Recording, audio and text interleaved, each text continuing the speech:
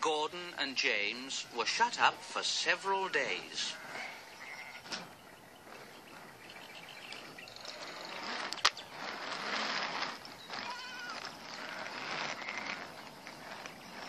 At last, the Fat Controller opened the shed. Ah, now then, I hope you're sorry and understand you're not so important after all. Thomas, Edward and Percy have worked the line very nicely. Now they need a change, and I will let you out if you promise to be good.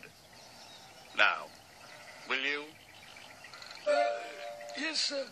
We will. Yes, sir, we will. Yes, sir.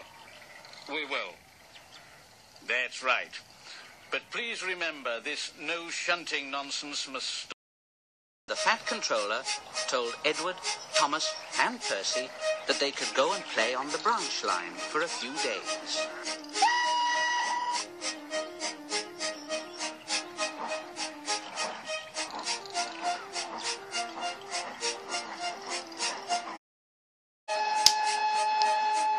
They ran off happily and found Annie and Clarabelle at the junction.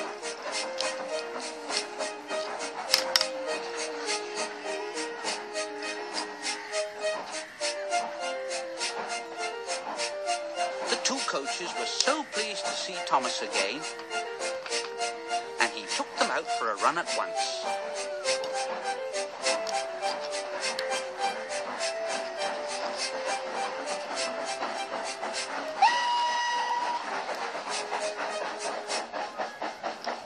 Edward and Percy played with the trucks and pushed them into their proper sidings. The trucks made a terrible fuss. They went, oh, oh, oh, oh, oh, oh, oh, oh, oh, oh, stop, stop, stop, stop, stop, stop, stop. But the two engines laughed.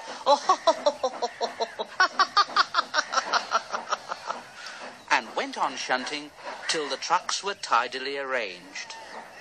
Next, Edward took some empty trucks to the quarry, and Percy was left alone. Percy didn't mind that a bit. He liked watching trains and being cheeky to the engines. He would make noises at them as they went by.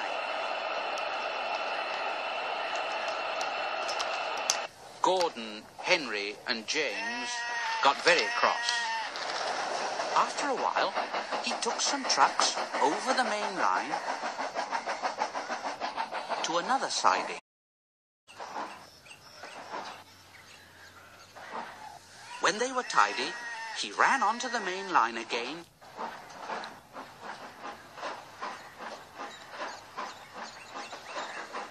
and waited for the signalman to set the points so that he could cross back to the yard.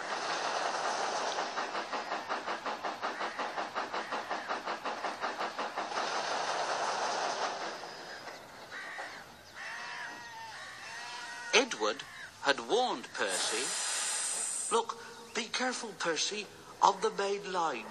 Whistle to tell the signalman that you're there." But Percy didn't remember to whistle, and the signalman was so busy he forgot Percy. Bells rang in the signal box.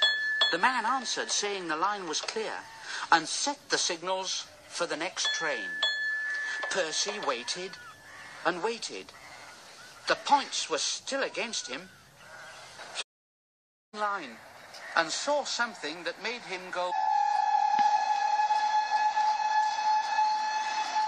For rushing straight towards him was Gordon with the express. His driver shut off steam and applied the brakes. Percy's driver turned on full steam. "Back, Percy, back!" But Percy's wheels wouldn't turn quickly. Gordon was coming so fast that it seemed he couldn't stop. Just shut his eyes and waited for the crash. His driver and fireman jumped out.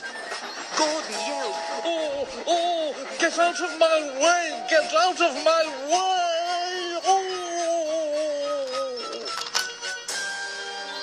Percy opened his eyes. Gordon had stopped with Percy's buffers a few inches from his own. Percy was very, very frightened. He began to move backwards. I won't stay here, I'll run away. I won't stay here, I'll run away. Stay here, I'll run away.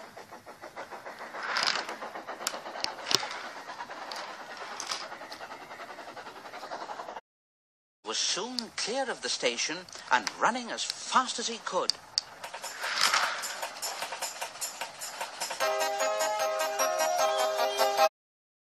Through Edward Station,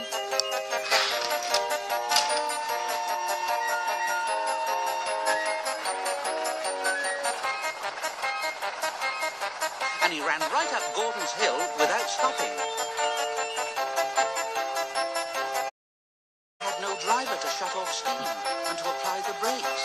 Oh dear, I shall have to run till my wheels wear out. I want to stop, I want to stop. Just then, he passed another signal box, and the signalman called out, "I know just what you want, little Percy." He set the points, and Percy puffed wearily onto a nice empty siding. And at the end of the siding was a big bank of earth. Percy was too tired now to care where he went. I want to stop, I want to stop. Oh, I have stopped. Yes, the big bank of earth had stopped Percy. His bunker was buried in it. The workmen came to dig him out. Never mind, Percy. You'll feel better after a drink. Presently, Gordon arrived.